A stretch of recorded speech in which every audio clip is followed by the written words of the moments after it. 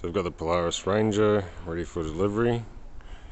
We've got the flashing light for conditioner radio, 2 solar panels, generating about 200 watts of power, side light, rear light, front light. The other side obviously has a light as well.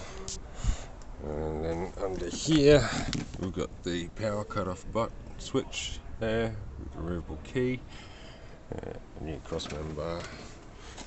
Got the 15 amp, which is converted down to 10 amp charging socket, and mounted on the side instead. Batteries under there, obviously. Airbag hasn't changed. Done a few lists. So we've got the speedo, indicators and horn. We had a problem with the kit, the ordered part. It seems to not be recognising the battery for the coolant meter, so we've just added a voltmeter in the original battery gauge.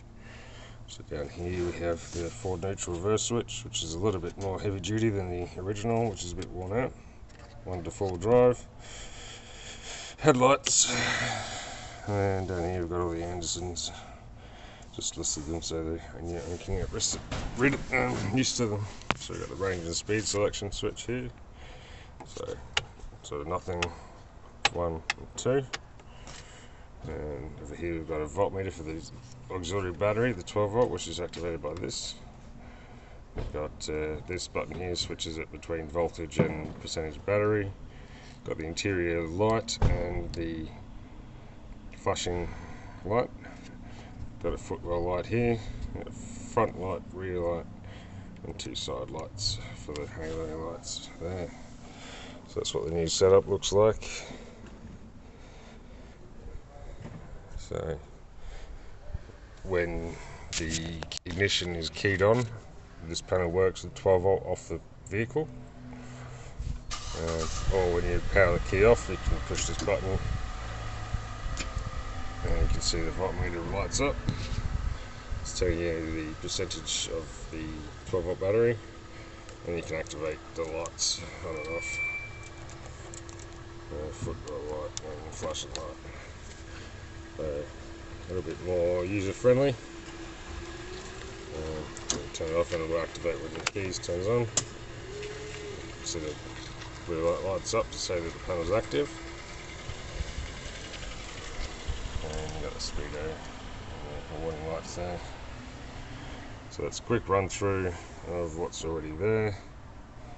And little notes I've put on just for the owner.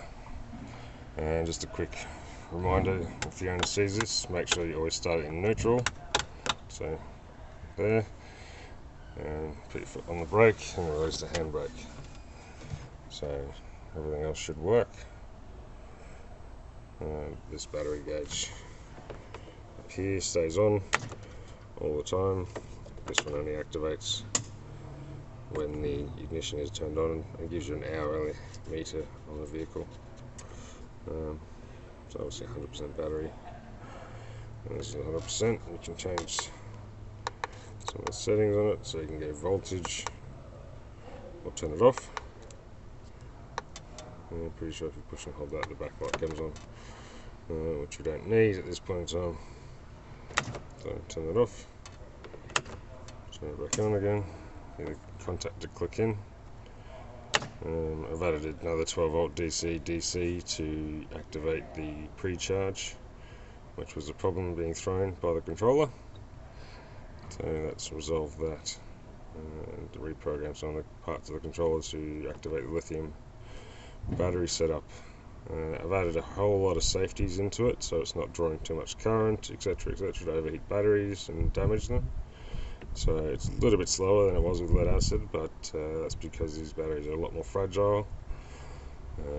They do have a lot more power, but might as well not kill them with such a massive investment in power.